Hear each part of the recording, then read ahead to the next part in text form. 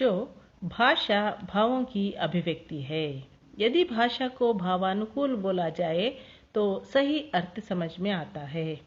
जब हम भाषा को भावानुकूल बोलते हैं तो कई विराम चिन्ह लगते हैं, जिससे हमें पढ़ना और बोलना आसान होता है।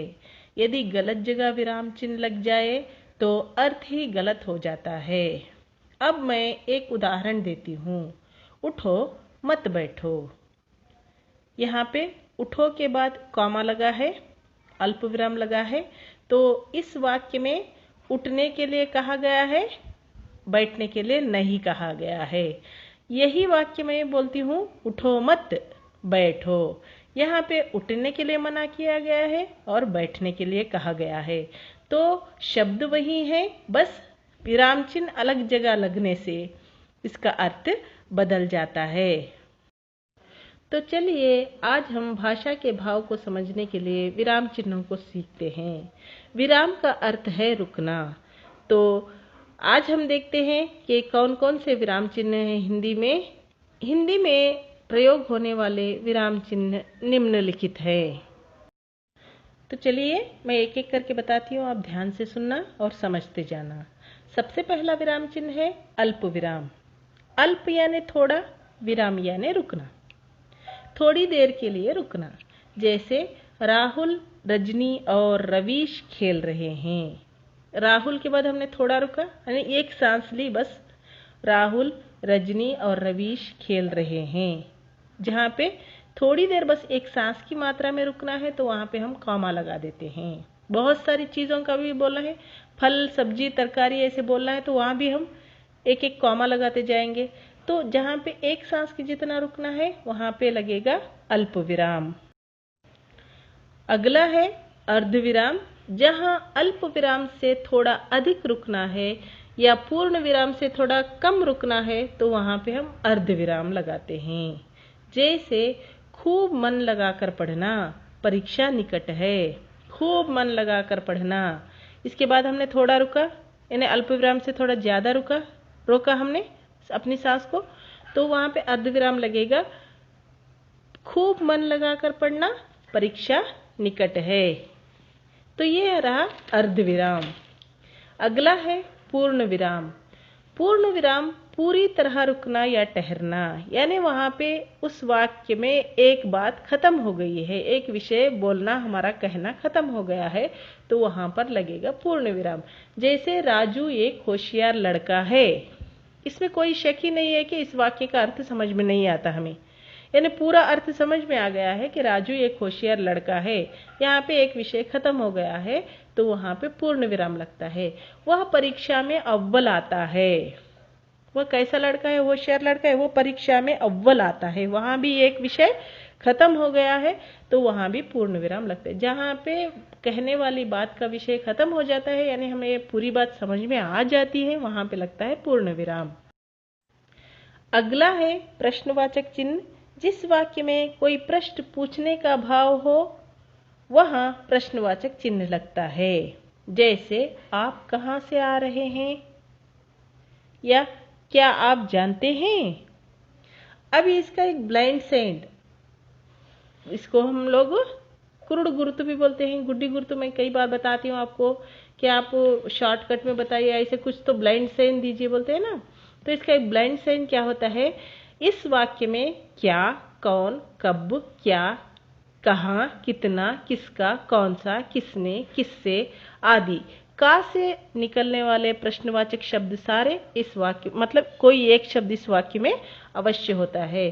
जैसे अंग्रेजी में WH वाले होते हैं, व्हाई, व्हेन, वेयर, हु, ऐसे हिंदी में का से लगते हैं शब्द, तो यहाँ पे प्रश्नवाचक चिन्ह बनता है।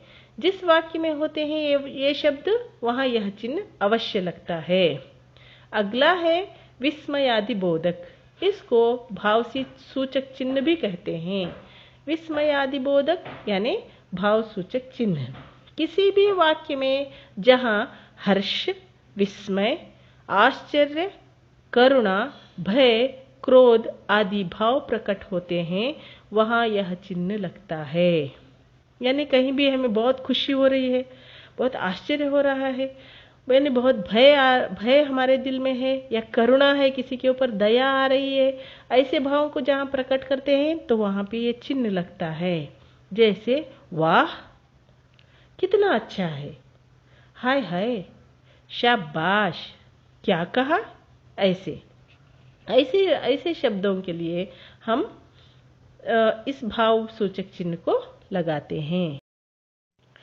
अगला है योजक चिन्ह।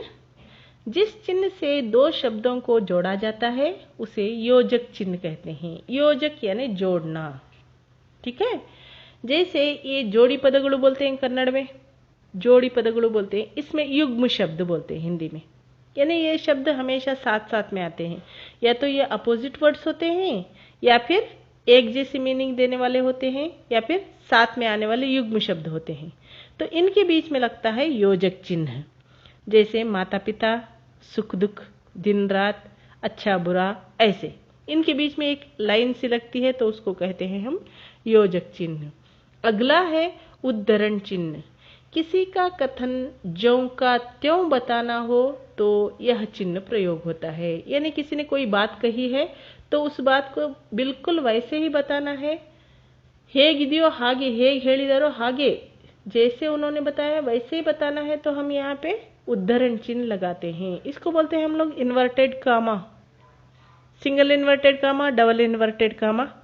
तो उद्धरण चिन्ह है, जैसे रितीश ने कहा मैं तुम्हारी मदद करूंगा। रितीश ने कहा मैं तुम्हारी मदद, रितीश ने कहा था मैं तुम्हारी मदद करूंगा, तो उसको वाक्य में हम जैसे का वैसे ही, रितीश ने क्या कहा जैसे का वैसे ही लिखना है, तो हम वहां पे उद्धरण चिन्ह लगाते हैं। अगला है कोष्टक चिन्ह, ब्रैकेट बोलते हैं जिसको, कोष्टक चिन्ह। या फिर आपको कई बार पूछते हैं ना कि कोष्टक में दिए शब्दों से शब्द पूर्ण कीजिए या फिर रिक्त स्थान भरिए। कोष्टक है ना ब्रैकेट। किसी शब्द या वाक्य का अर्थ स्पष्ट करना हो तो इस चिन्ह का प्रयोग किया जाता है। कोई शब्द है, कोई या फिर कोई वाक्य है जिसे कहा गया है, आगे उसको बताना है कि इसका अर्थ क्या है, तो वहां पे हम लोग ब्रैकेट में इसको यूज करते हैं। जैसे लंकेश ने सीता का अपहरण किया। अब लंकेश कौन है? लंकेश यानी रावण। रावण को हम ब्रैकेट में लिखेंगे। हम लंकेश का अर्थ लिख रहे हैं तो लंकेश को रावण लिखकर बाजू में ब्रैकेट डालेंगे, तो हमें पता चल जाएगा कि लंकेश कौन है। नीलकंठ का वास हिमालय में है। अब ये नीलकंठ कौन है? यहाँ पे ब्रैकेट में लिखेंगे शिव, भगवान शिव। नीलकंठ शिव का वास हिमालय में है। हम जैसे ही ब्रैकेट में लिखते हैं तो हाँ, नीलकंठ का अर्थ शिव, ऐसे समझ में आ जाता है। तो ये है कोष्टक चिन्ह। अगला है विवरण चिन्ह। किसी बात का उत्तर या विवरण अगली पंक्ति में देना हो तो यह चिन्ह प्रयोग होता है। यदि हमें कोई बात विवरणात्मक रूप से करनी है, डेफिनेशन देना है, उसका विवरण देना है, तो हम यह चिन्ह लगाते हैं। जैसे संज्ञा।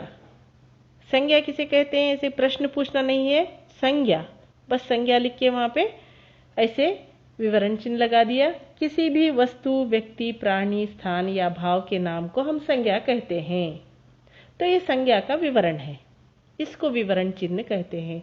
जैसे विशेषण के प्रकार, एक छोटा सा वाक्य है, विशेषण के प्रकार कौन कौन से हैं बताना है आगे, तो हम यहाँ पे विवरण चिन्ह लगाएंगे। गुणवाचक विशेषण, संख्यावाचक विशेषण, परिमाणवाचक विशेषण। ऐसे किसी भी शब्द का या फिर वाक्य का विवरण देना है हमें, तो हम यह विवरण चिन्ह लगाते हैं। बच्चों, आशा करती हूँ आपको विराम चिन्ह अच्छे से समझ में आए होंगे।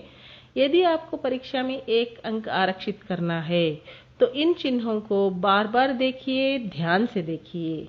यदि वीडियो अच्छा लगे तो लाइक और कमेंट जरूर करना। यदि अब तक आपने मेरा चैनल सब्सक्राइब नहीं किया है तो जरूर सब्सक्राइब करना और अपने दोस्तों के साथ शेयर करना मत भूलना। और अगर कोई दुविधा या समस्या हो तो आप कमेंट बॉक्स में जाकर कमेंट जरूर करना। फिर मिलते हैं नए वीडियो के साथ, तब तक के लिए धन्यवाद।